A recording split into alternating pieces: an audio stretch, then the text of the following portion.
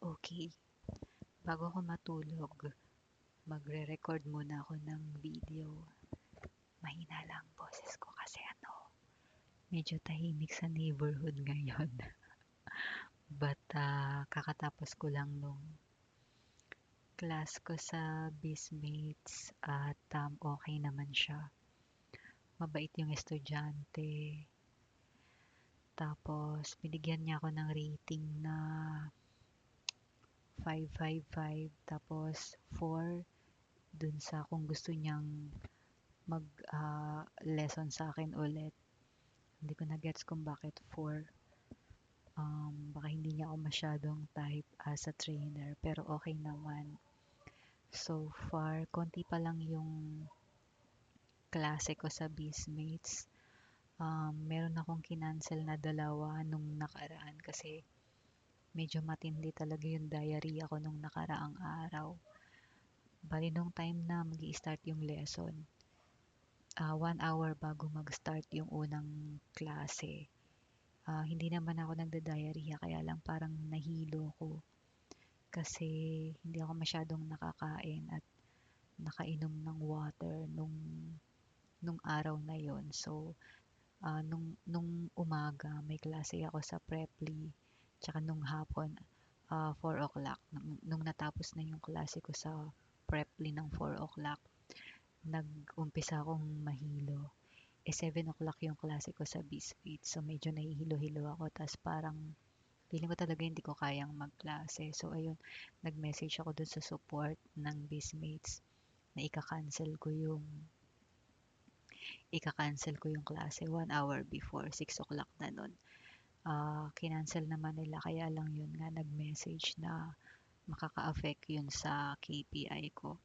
So yun na nga, after ilang days, mayroon ng result yung evaluation ng KPI. Yun nga, nagkaroon ako ng written warning kasi yung score ko nahila ng 2 cancellation.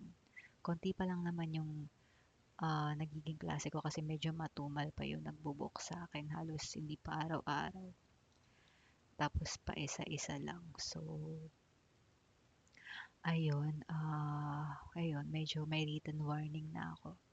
So far, yung experience ko sa BizMates, okay naman siya.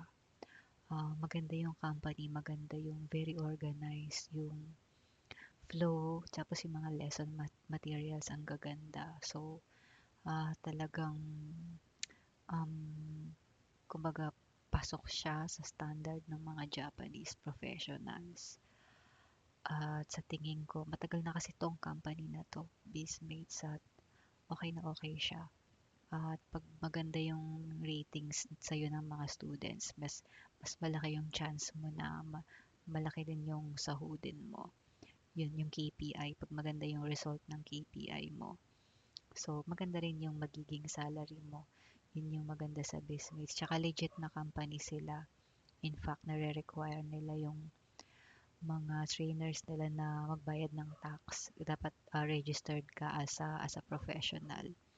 Babawasan ka kasi nila ng tax. But you can save din pwedeng mabawasan yung tax na mabayaran sa'yo instead na 10% sa professional. Pwedeng maging 5% or 0% kung sila lang talaga yung source ng income mo. Tapos, kung hindi naman tataas sa 250,000 yung magiging income mo for the 1 year, pwede kang maging zero tax. Meron ka lang susundin na instruction or may mga documents kang need i-submit para sa kanila at also sa BIR din para wala kang tax na bayaran. So, yun. Okay sa BizMates. Hopefully, magamay ko yung kung paano i-deliver yung mga lesson. So, more experience pa, more students, and eventually sana magtuloy-tuloy at maging fully booked din ako someday, hopefully this year.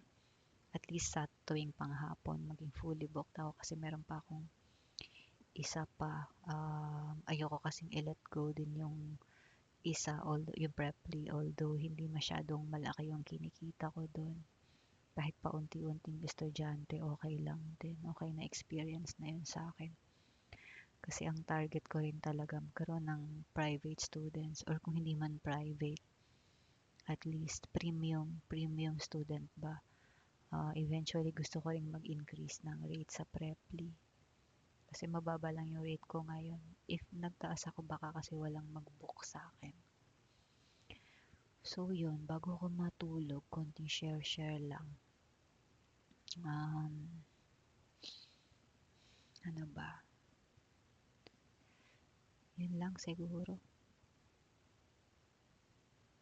Medyo masakit na din yung lalamunan ko. Kahit wala akong masyadong klase ngayon. Yun lang. Bye-bye. See you again.